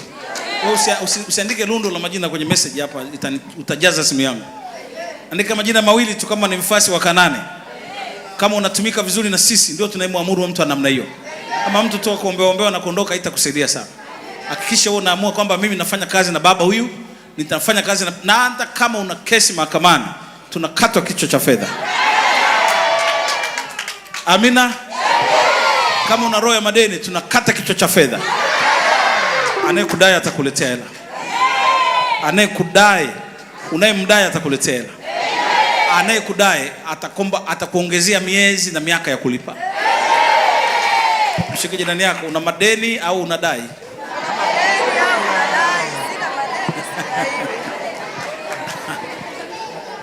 Sasa Carlos utaendea naye kesho. Kesho tutakuwa naona Gloria anawasha hapa. Kesho usikose. Mbali na maombi matano tunaombea sasa hivi. Na kesho njoo nayo pia. Lakini uniletee majina mawili ya wale wanaokusumbua. Asa wachawi. Sawa sawa? Leo tunataka tukate kichwa cha pesa. Amina. Aha, njoo walete hapa. Lete majina yao. Kesho usikose. Unanitazama kwa TV, usikose ibada ya kesho. Wale wote mlioko mitaani, tunaanza ibada zetu live, zinaanza saa 7 mchana. Alhamisi zinaanza saa 11 kasorobo jioni. Kwa hiyo hakikisha siku ya 4 inaanza Alhamisi, siku ya Mungu saa 7 kamili tunakuwa hewani hapa, au 7 kasoro. Kwa kesho itakuwa mapema kidogo, saa 6 kesho tutakuwa tunaanza shughuli hapa. Kwa hiyo mfasi wa Robert CV kesho itabadilika kidogo kwa ajili ya sikukuu, tutaanza mapema saa 6. Kwa hiyo itakuwa on tu, itakuwa tumeshaingia hewani. Kwa kesho sasa nitangaze kabla sijawaombea. Asubuhi, kwa sababu tunakula hapa sisi, tunawahi hapa sisi ili tuwahi kuondoka. Kwa hiyo lazima wahi mapema hapa. Saa 3 ibada inaanza hapa. Na kila mtendakazi awahi saa 3. Alafu uende nyumbani huko. Kama unataka kupika kesho sikukuu huko sehemu zingine, amka saa 12, saa 11 jioni au saa 10 usiku. Kwa wewe ambaye hauli kanisani, mimi hapa nazungumza na ulimwengu, si ndio? Kuna maneno ya kwenu hapa na maneno ya ulimwengu. Sasa hili ni neno la ulimwengu ambaye hatuko naye hapa. Wewe kwako kutakuwa na chakula kanisani huko kwenu. Muamke saa 10 usiku, mpike, muwahi kanisani. Kusio na sababu kusema nimechelewa kwa ajili ya mapishi. Ufalme wa Mungu haumo kwenye kula na kwa achana habari hizo. Hata kila muogo wakati wa Pasaka upungikiwe na chochote. Hata ukila ugali, ukila kideri au ukapata kichwa cha nguruwe, upungikiwe na kitu. Sisi tunakula nguruwe vizuri sana. Na Biblia inasema kuleni vyote. Vyote aliyeviumba ni shetani. Mwenye aliyeumba alisema kuleni vyote. Wakati wa Israeli awali nguruwe, kuna mataifa walikuwa wanakula nguruwe, hawakuwahi kufa kabisa. Baadaye Mungu alisema sasa nyote kuleni. Sawa sawa? Sasa ufalme wa Mungu haumo kwenye kula na saa 3 kamili tunakuwa hapa. Madarasa yanaanza. Tutakwenda madarasa saa 1 tu. Baadaye tutarudi kwenye ibada ya kusifu na kadhalika. Lakini mind you, saa 3 kamili tunaanza kanisani. Haleluya. Wote ibada tunakuwa wakati huo ni maombi. Ukifika kanisani tu usingoje kuongoza. Anza kuomba, mshukuru Mungu. Umenitendea muujiza, nimepokea wakati wa Pasaka, kuna kitu kipya nimepokea. Anza shukrani, anza shukrani, anza shukrani, anza shukrani. Nilikuwa nimelala usalini, Mungu umenipa afya, shukuru shukuru shukuru shukuru. Maombi ya kushukuru shukuru shukuru. Baada ya dakika 15 za pili unakwenda kwenye kuomba kile ambacho Mungu anataka kufanya siku hiyo ya Jumapili. Nusu saa kisha anasimama kiongozi na matangazo yake. Mimi nitakuwa hapo on time. Amina. Kuna kitu tunabidi tufanye. Kanisa sasa hivi ni mchaka. Tunatoka kwenye mazoea. Kanisa linabadilika, tukae sehemu moja hivi. No, tunabadilika. Upepo unavuma upendako. Haleluya. Kwa hiyo hakikisha kesho na wahi hapa na uje na maombi yako ya wale wanaokusumbua. Uone utakavyowashughulikia hapa. Alafu wewe ndio utaleta ushuhuda. Adui yangu aliyekuwa anashughulikia baada ya kukata kichwa cha pesa kwenye mkutano, kafa. Kaugua. Mgongo na muuma. Nimemwacha amelala ndani. Wachawi wote, tangazo ndio hilo. Kesho mjiandae kwa mapambano. Si huwa mnapambana? Mike iko wapi? Si huwa mnapambana? Ndio. Huwa wanapambana. Lakini wanaishia kupigwa daflau moja. Wanakimbilia Zambia. Haleluya. Sasa bwana Benedicto, piga magoti nikuombee. Unataka ngoja kwanza simama. Unataka uchawi? Si upendi. Upendi kabisa.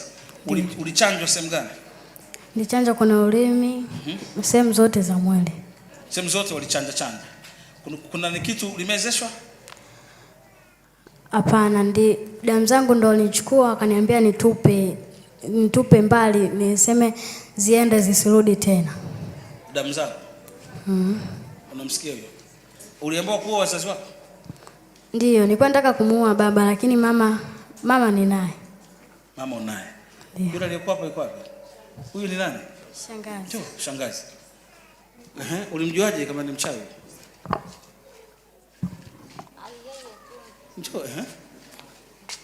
Yeye ndo alikuja, nimeyajua tu juzi. Yeye ndo alikuwa anasema. Mimi nina mwaka mmoja nimemchukua huyu mtoto. Alikuwa naishi na kakaangu na kakaangu alipotea. Nimempata, tuna miaka 2 nimemjua kakaangu, sasa hivi ni mtu mzima. Mama yake huyu ni mtu ambaye hajatulia, ni mtu mzima na miaka kama 50, lakini ni kuhangaika na wanaume. Sasa hivi yuko visiwani. Ndo aliniambia kwamba mama yake ndo aliyemweka kwenye uchawi, hata kumchanja ni yeye mama yake na mjomba wake. Ndio alimfanya huyo. Wakamuingiza kwenye uchawi. Hivi hapa kuna vitu anasema, kuna vitu vingine nimeweka nyumbani kwako. Ndio maana hela unazozikamata hazikai. Mkipata pesa kitu kinatokea, here naenda. Hata kuna kijana wangu anasema yeye ndo anayemsababishia matatizo. Anaitwa Jordan. Yaani hata kupigwa, alipigwa akavunjika mguu na mkono, ni yeye. Ameenda akawatembea na mtoto wa kike mwanafunzi, akawekwa polisi, ni yeye. Anasema anakuwa anasikia raha anavyomuona huyu anapata matatizo. Na ninavyokuambia sasa hivi ana kesi. Yuko mahakamani. Tunakata kichwa cha pweza. Umesikia? Huyu anasemaje? Furaha yake ni kuona wewe unafanya nini? Unateseka. Unasikia wachawi walivyo? Hawana huruma hata kidogo. Sikiliza kitu kingine amechozungumza. Anasema anafarakanisha ndoa. Alivunjika hivi kaka yake mwanao. Tutaomba hapa vitu vyote kisha vitaondoka. Anasema nini? Ndoa anazifarakanisha. Yaani kazi yake ni kuona watu mnafarakana, kanisa linafarakana, kwa hiyo linafarakana, wachungaji mwelewani, maskofu mwelewani, ndio furaha ya majamaa. Kwa hiyo hata kwenye ndoa licha ya hicho tu anayo mengi atatueleza. Mimi sijaoji chochote. Lakini na mengi ya kuoji ili ulimwengu upate kujua. Tunahitaji watu kama wakitoka kuzimu watuelezee vizuri. Maana tunawakamata. Wakati mwingine tunawakamata waliotekwa, tunakamata toka kuzimu. Watarudi kutueleza hapa. Hapa Dar es Salaam tunakamata mji huu. Tunaweka chini ya miguu yetu. Watu watabadilika, wataokoka, zile maroho aliyofunga yataondoka, maroho ya woga yote tutayafungua. Shughuli tunayo ya kupambana. Ndio maana tunatengeneza watendakazi wengi wa kutosha ili tukamate mji. Haleluya. Benedicto, kwa hiyo wewe ulitakiwa uwe babako. Ndio. Mama kwa nini usimuue? Kwa sababu amekufundisha uchawi. Ndio. Yule mko timu moja. Ndiyo. Baba yeye hakuwa mchawi. Kwa hiyo ulitakiwa umuondoshe. Yeye nimemloga sasa hivi ajielewe. Yaani yupo lakini hayupo. Wewe ndio umemshughulikia. Ndio. Sikiza. Baba yake mzazi ndio kazi yake, unaua baba mzazi. Unamvuruga kabisa. Alafu na wewe damu yako itupe mbali, asiwe na damu yoyote, yani watu wenye ndugu wote hawa aondoke kwenye damu yao. Kwa hiyo abaki, mwisho angeua wote, anabaki peke yake tu, baadaye na wao wanamtumia, akimaliza wanamuua. Sawa sawa? Sawa sawa? Haya, sasa tuambie Benedicto, unaupenda uchawi? Hapana. Kabisa kutoka moyoni? Ndio, siupendi. Unataka utoke kwako? Ndio. Au bado unaupenda? Hapana. Una vitu umepewa nyumbani kwako? Ndipewa. Hapana, sijinavyo huko. Unavyo wapi? Hivyo vitu. Waliniambia hivyo sio nakuja navyo huko, nikija navyo huko vitu vyao vitaungua. Ulipewa nini? Walichukua ndipewa fimbo imeungua, ndivyo kuja hapa nikapewa kiti mkakiponda kikavunjika. Yaani vitu ndivyo kwa navyo mmeviunguza, mmeviponda, mmeviunguza, mmeviharibu. Kwa hiyo sasa kule nyumbani una nini wewe? Nilikuwa nimetunza damu washachukua. Sina kitu tena. Wananifuata tu, wanataka waniue kwa sababu nimetoa siri. Okay, sasa. Vitu vyao vyote unabeba mapema sana. Ukija na fimbo huku inaungua. Ukija na kiti chako kinapondwa. Walibaki na damu wanabeba. Wameondoka nayo. Sasa wanatafuta kumuua huyu, ndio maana unaona wanamfuata dakika yote wamuue, rudi ili wamuue. Ukishatoa siri ukarudi kule, hawakubakishi, shetani hana huruma. Ukishasema tu kaa kule kwa Yesu vizuri sana. Ukilegea wanakubeba tena, wanakuua na wewe hivyo hivyo kwamba uwafai. Piga magoti. Mchawi, kuna wachawi wengine hapa. Hebu njooni mbele. Muungane na huyo hapa ili mtu waombee sasa hivi. Kama yuko mchawi unaota, unarushwa, unakula vitu vya watu, unapaa juu, wakati wako ndio hapa kupona kazi za kichawi. Step forward. Ruka mbele uje hapa. Toka kule uliko uje hapa, ndio wakati wako wa kuombewa. Haya. Wewe uko hapa. Haya, njoo mwingine. Wachawi wote sogea mbele, ni wakati wenu hapa. Sogea hapa. Kila mchawi anayeteseka na mambo ya kichawi, step forward. Ruka mbele upesi, uwe mtoto, uwe mtu mzima, njoo hapa. Wakati wa Bwana umefika. Kila mchawi aliyoko hapa aungane na hawa ili tuwatoe vitu hivi ambavyo vinawatesa. Uwe babu, uwe bibi, uwe mtoto, na unahusishwa na kazi za kichawi, njoo upige magoti hapa. Njoo mbele. Ruka hapo. Ruka hapo. Ruka hapo. Leo tunakamata wachawi Dar es Salaam. Kesho tutakamata Amerika. Maana walikuwa wanasema nikishao tu ndo nakamata wachawi, na Dar es Salaam tunakamata wachawi. Hawa hapa. Ruka mbele. Angalia wote hao. Kazi za giza. Piga magoti, lete mic hapa. Kwanza ni hoji mawili matatu. Au tuishie hapa tuondoke. Tuendelee tuishie hapa. Hebu niambie wewe, ulikuwa unafanya kazi gani za kichawi? Maana hatuwezi kuombea bila kutoa siri za shetani. Mimi nilikuwa naota tu. Unaota unafanya nini? Ukitaka kupona useme kweli, wewe hujataka kupona. Hebu tuambie, mtu anataka kupona, ulikuwa unafanya nini? Mimi nikila najistokea nimeamka tu asubuhi. Ulikuwa unafanya nini unapolala? Sikumbuki. Hautaki kusema kweli. Hebu niambie wewe, ulikuwa unafanya nini? Naota nilikuwa malkia. Unazikiri? Ulikuwa malkia. Kule malkia unafanyiwa nini? Naomba nilale na nyoka. Ulale na nyoka. Hebu ngoja kidogo. Muda wetu unakimbia. Wewe ulikuwa unaota unafanya nini? Mimi kapo naota na angaga usiku. Unawanga? Unawanga, unafanyaje kwenye kuanga kwako? Napaa na ungo. Unapaa na ungo? Unaenda pande gani hizo? Naendaga huko. Wapi huko? Sijui. Ukifika kule unafanya nini ukitoa chini? Nawanga. Unaingia kwenye nyumba za watu, sio? Unafanyaje ukiwa unawanga? Hebu simama utuonyeshe. Nasota. Unasota vipi? Hivi. Haya, hebu tuonyeshe unavyosota. Nasota hivi. Unakaa chini. Alafu unasota hivi. Unavua nguo zote? Ndiyo. Alafu kisota unasema maneno gani? Sisema maneno yoyote. Unasota kwenye nyumba za watu tu? Wafe, unaimba nyimbo? Simbi nyimbo yoyote. Ile unasota tu. Haya, sikiliza kazi za kichawi. Msipotaka kusema uchawi hautawatoka. Mpaka mzungumze. Msipotaka mkae nao, mimi sina shughuli nao. Kaa na kichwa chako cha pweza. Lakini ambaye hataki akate kichwa cha pweza hapa. Zungumza dada, wewe unakuaje? Bwana Yesu asifiwe. Kwa kweli mimi si kipekee, yani sio mchawi na wala sikuwahi kuanza kwenye uchawi.